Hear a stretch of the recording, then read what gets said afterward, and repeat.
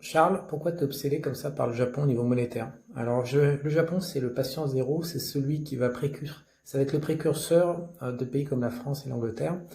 Donc, sur le premier graphique ici, vous voyez en fait le pouvoir d'achat réel, le PIB par habitant, en déflaté en fait de l'inflation et des phénomènes de pouvoir d'achat.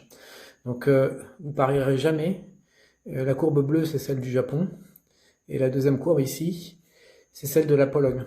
Aujourd'hui, depuis 3 ans environ, le Polonais en fait, génère plus de valeur économique que le Japonais. Or, tout le monde pense que le Japon c'est un grand pays, très productif, il exporte, une grosse industrie, etc. Bah oui, mais non. Donc pourquoi je suis obsédé? Tout simplement, en dessous, vous avez la courbe du 30 ans obligataire japonaise et la dévaluation du yen en rouge, comme ça.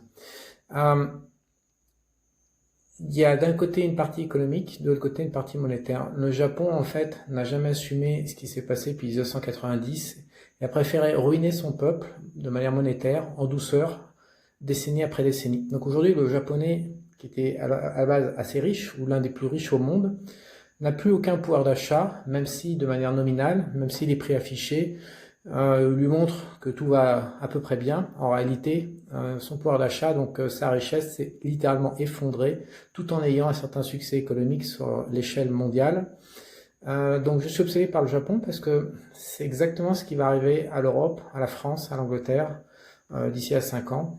Et c'est assez amusant de voir que les gens n'y pipent que dalle, ne descendent pas dans la rue. On est en train de les voler littéralement via des malversations financières orchestrées par les banques centrales et les pouvoirs politiques.